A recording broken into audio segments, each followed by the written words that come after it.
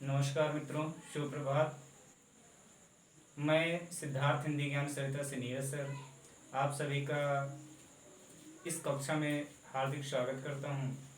हम सब पिछली कक्षा में समास प्रकरण पढ़ रहे थे और समास प्रकरण में हम लोगों ने अव्ययी भाव समास, तत्पुरुष समास, कर्मधारय समास, बहुव्रीहि समास और द्वंद्व समास का अध्ययन कर लिया था। इन समासों में हम लोगों ने देखा कैसे इसकी पहचान होती है, इसके तथ्य क्या हैं, परीक्षा में किस तरह के प्रश्न पूछे जाते हैं, इन सभी बातों का हम लोगों ने अध्ययन किया। समास प्रकरण में आगे का जो समास है हम लोगों का है बहुव्रीहि समास। तो बहुव्रीहि समास आज हम लोग पढ़ेंगे और उसका क्या है, परीक्षा में किस प्रकार से प्रश्न पूछे जाते हैं, कैसे हमको सही उत्तर देना है, इसकी प्रक्रिया क्या है, इन सभी बिंदुओं पर हम लोग आज चर्चा करेंगे। आइए हम लोग चलते हैं अपने प्रकरण की ओर। प्रकरण है हमारा बहुव्रीहि समास। तो बहुव्रीहि समास है, इसको महर्षि पाणिनि ने क्या कहा कि अन्य पदार्थ प्रधानो बहुव्रीहि, कि अन्य पदार्थ, यदि अन्य अन्य का अर्थ हो जाएगा दूसरे पदार्थ, यानी दूसरे पद की प्रधानता हो जाए, वहां पर क्या होती है, बहुव्रीहि समास। अब अन्य का मतलब होता है दूसरा, दूसरा का मतलब क्या होता है, समास में जो भी पद हों उन पदों के नहीं कोई तीसरे पद की प्रधानता हो जाए, वहां पर क्या होता है, बहुव्रीहि समास। कह सकते हैं जिस समास में जिस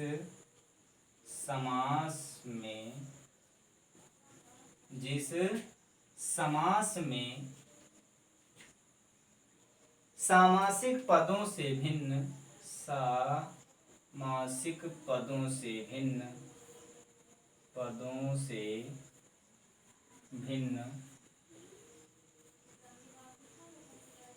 कोई अन्य पदार्थ या अन्य पद, या इसको कह सकते हैं तीसरा पद,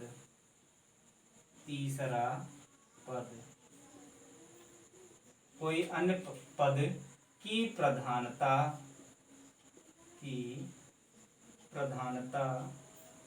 हो, वहाँ बहुव्रीहि समास होता है,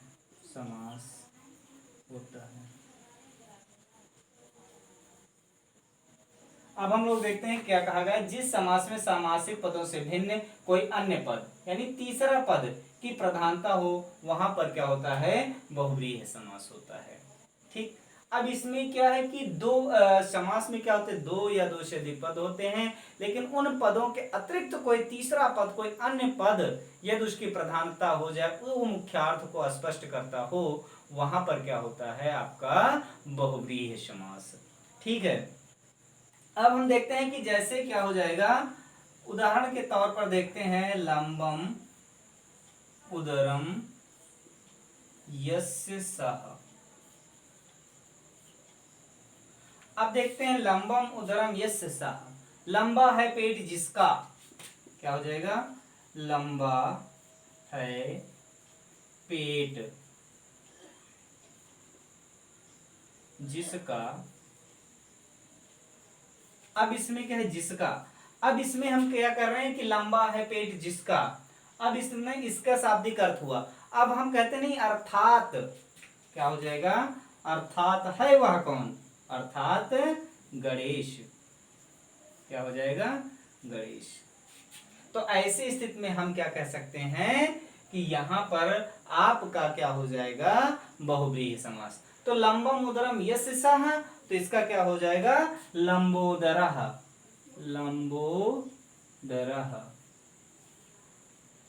अब लंबोदरः यानी लंबा प्लस उदर, लंब प्लस उदर, तो लंब प्लस उदर में क्या हो जाएगा, लंबोदरः। तो क्या हो जाएगा आपका गुण संधि भी हो जाएगा। तो कभी कभी ये पूछ रहे लंबोदर में संधि कौन सी होगी, तो गुण संधि हो जाएगी। ठीक, क्या हो जाएगा, गुण संधि हो जाएगी। अब इसमें हम देखते हैं कि लंबम उदरम, अब देखेंगे कि लंबा पेट। अब इसमें लंबा और पेट हो रहा है, लेकिन यहाँ पर क्या है, ना लंबा की प्रधानता है ना उदर की प्रधानता है। यहाँ पर किसकी प्रधानता हो गई, किसी अन्य पद की प्रधानता हो गई, अर्थात गणेश शब्द की यहाँ पर उत्पत्ति हो गई। इसलिए यहाँ पर क्या हुआ, कोई तीसरा पद अपने अर्थ को स्पष्ट कर रहा है, इसलिए यहाँ पर क्या हो जाएगा, बहुव्रीहि समास हो जाएगा। अब हम लोग देखते हैं कि बहुव्रीहि समास जो है इसके भेद क्या हैं। बहुव्रीहि समास के भेद, बहुव्रीहि समास के भेद, समास के भेद, बहुव्रीहि समास के भेद। तो बहुव्रीहि समास के भेद, अब इसमें हम देखते हैं कि सबसे पहले हमारा क्या है, समानाधिकरण। समान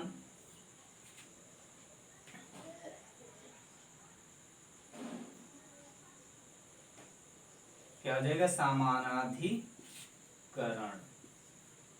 अब क्या, समान और अधिकरण, इसकी हम लोगों ने चर्चा कर ली। समान का मतलब एक जैसे, अधिकरण का मतलब विभक्ति। अधिकरण का अर्थ क्या हो जाएगा, विभक्ति, और समान का अर्थ क्या हो जाएगा, एक जैसी।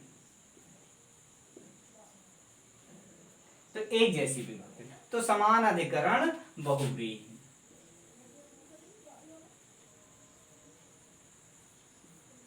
तो समान अधिकरण बहुव्रीहि में क्या हो जाएगा, जिस यानी इस समास में, इस समास में दोनों पदों की विभक्ति,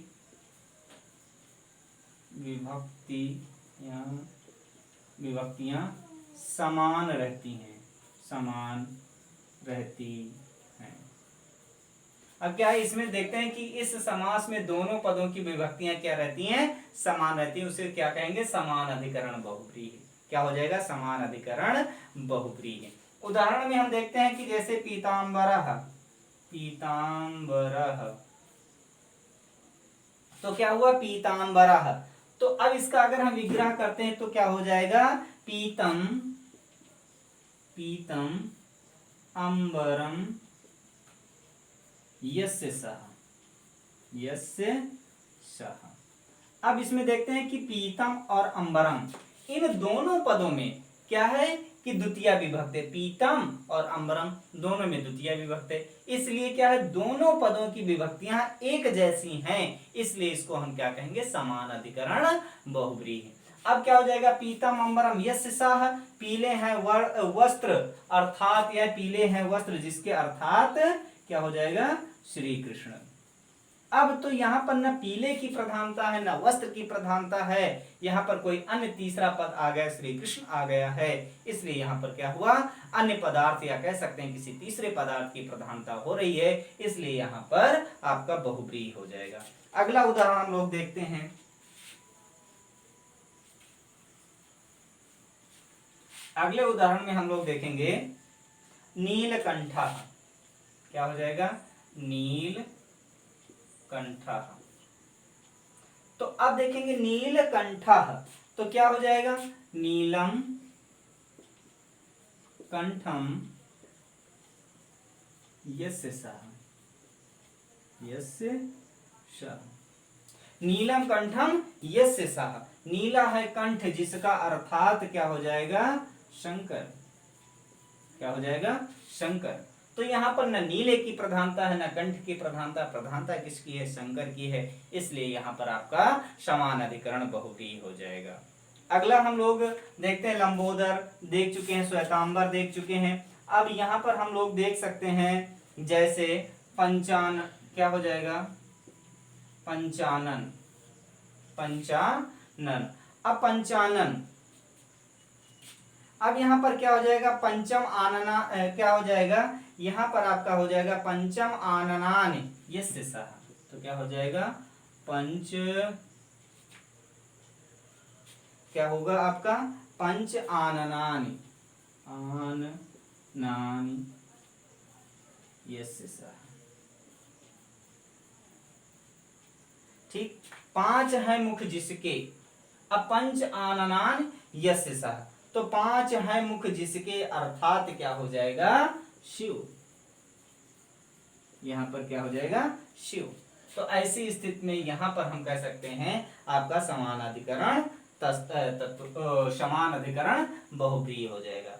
अब कई बार पूछा गया है गजाननः लंबोदरः लंबकर्णः, इस तरह से महाशयः, इन सभी शब्दों में क्या होगा आपका बहुव्रीहि समास होगा। ठीक, पूछ लिया दशानन, कई बार पूछा गया परीक्षाओं में दशानन में समास होगा, तो दशानन में समास आपका क्या हो जाएगा, दशाननः, तो क्या हो जाएगा दशम, तो क्या हो जाएगा आपका दशम आननानि यस्य सः, यानी 10 हैं मुख जिसके अर्थात रावण। तो यहां पर आपका क्या हो जाएगा, समानाधिकरण बहुव्रीहि हो जाएगा। अगला हम लोग देखते हैं इसी उपभेद, इसके बहुव्रीहि समास का अगला भेद क्या हो जाएगा, व्यधिकरण। व्यधिकरण बहुव्रीहि। अब देखेंगे व्यधिकरण का मतलब हम लोग इसको क्या, वी प्लस क्या हो जाएगा, अधिकरण। कभी पूछेगा व्यधिकरण में उपसर्ग कौन सा होगा, तो वी उपसर्ग होगा, क्या हो जाएगा, वी हो जाएगा। संधि कौन सी हो जाएगी, यण संधि होगी। व्यधिकरण में संधि कौन सी होगी, यण संधि हो जाएगी। उपसर्ग कौन सा होगा, वी होगा। तो वी का अर्थ क्या हो जाएगा यहाँ पर, असमान। असमान क्या हो जाएगा, असमान। अधिकरण का अर्थ यहाँ पर क्या हो जाएगा, विभक्ति। क्या हो जाएगा, विभक्ति। अब देखेंगे असमान। अभी समान अधिकरण बहुव्रीहि में हम लोग देख रहे थे कि एक जैसी विभक्तियां मिल रही थी, लेकिन हम व्यधिकरण में देखेंगे कि दोनों पदों की विभक्तियां जो हैं वो क्या हैं, भिन्न भिन्न होती हैं, अलग अलग होती हैं। या कह सकते हैं जिस बहुव्रीहि में दोनों पदों की विभक्ति भिन्न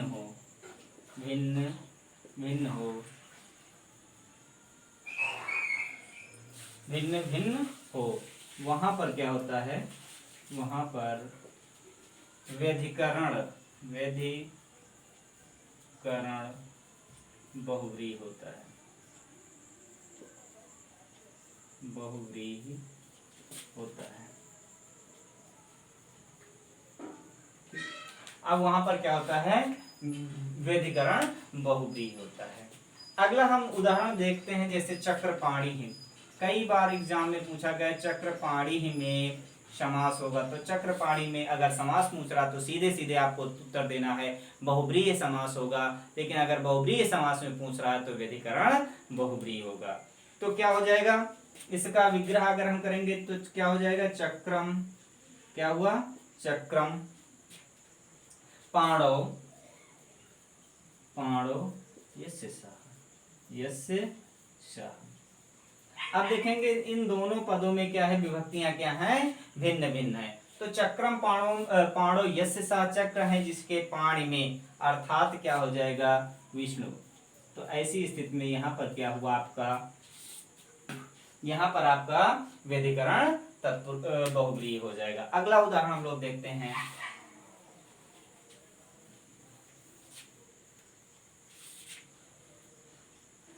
चंद्रशेखरः, चंद्रशेखरः।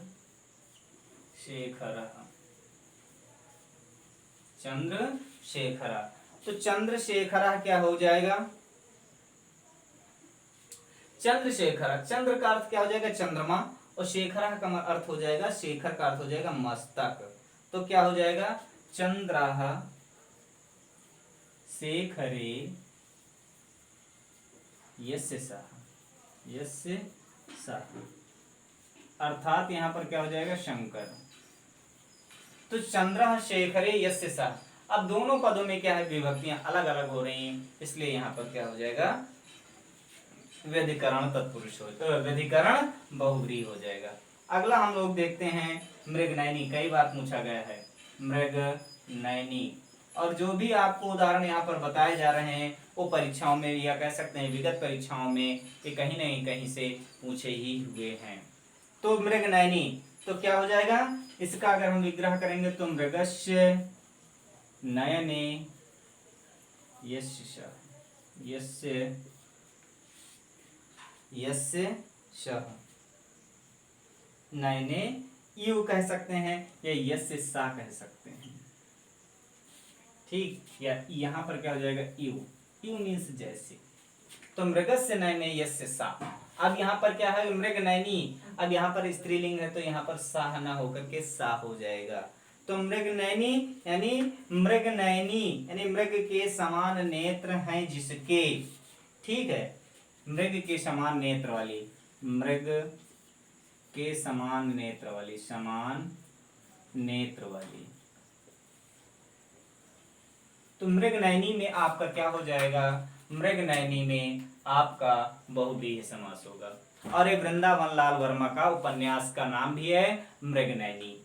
एग्जाम में पूछा गया है कि मृग नयनी किसकी रचना है, तो मृग नयनी आपकी हो जाएगी वृंदावन लाल वर्मा का उपन्यास है। चलिए अगला उदाहरण हम लोग देखते हैं, हो जाएगा शूलपाणि। क्या हो जाएगा, शूलपाणि। तो शूलपाणि, तो शूलपाणि का अर्थ क्या हो जाएगा भाई, शूल है जिसके हाथ में जिसके, तो क्या हो जाएगा, इसका विग्रह करेंगे तो शूलम पाणौ यस्य सः।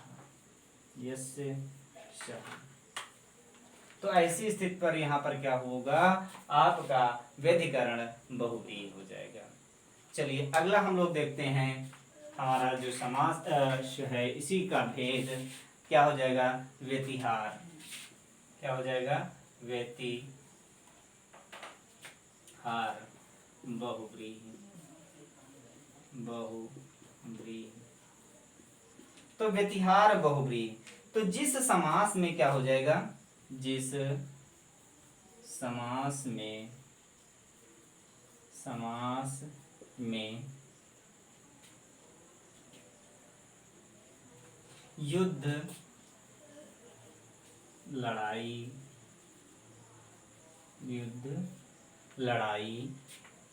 आदि का ज्ञान कराने वाले, आदि का ज्ञान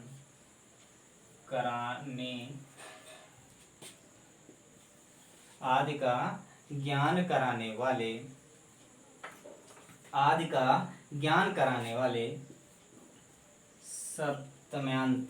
क्या हो जाएगा, सप्तम्यंत, यानी सप्तमी से जिन पदों का सप्तमी से अंत हो। फिर तृतीयांत,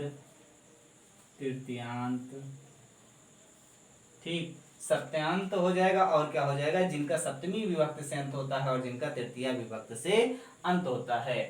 पदों में व्यतिहार बहुव्रीहि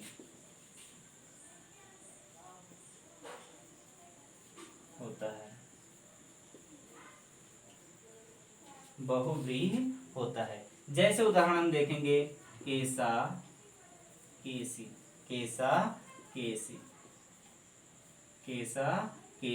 अब देखेंगे केसा केस का अर्थ हो जाएगा बालों को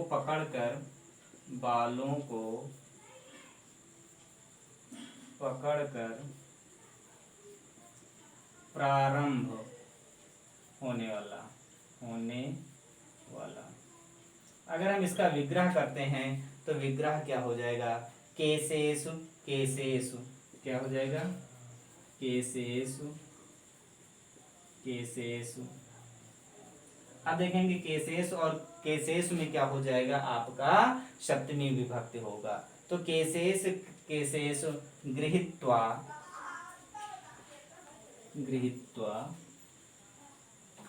क्या हुआ, केसेषु गृहीत्वा इदं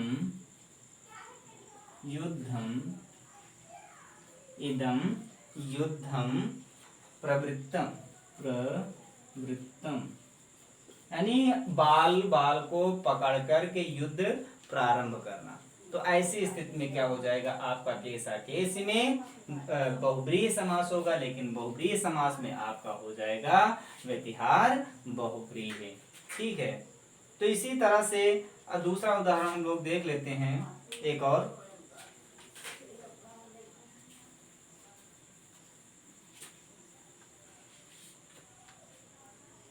दूसरा हो जाएगा आपका, हो जाएगा दंडा दंडी। दंडा दंडी।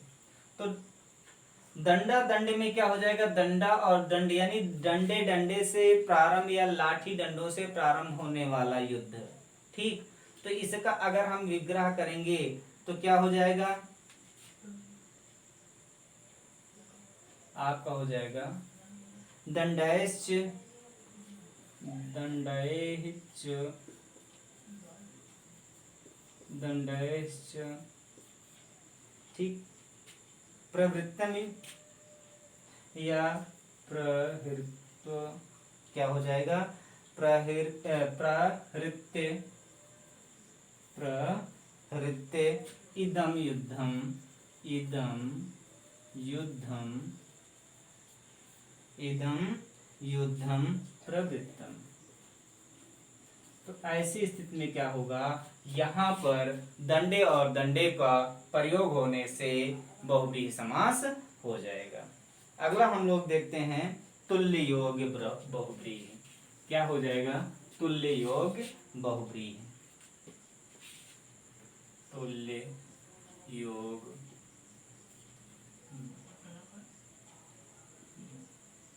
बहुव्रीहि। तुल्य योग यानी तुलना की योग में, जब जिस बहुव्रीहि समास में, जिस समास में क्या हुआ, जिस समास में सात अर्थ वाले, सात अर्थ वाले, अर्थ वाले, सात अर्थ वाले का क्या हो जाएगा, साह, क्या हो जाएगा, साह का हो, का सह का योग हो या सह का तुल्योग हो, तुल्य योग हो, वहाँ तुल्य योग, तुल्य योग, तुल्य योग बहुव्रीहि होगा, बहुव्रीहि, बहुव्रीहि समास होगा।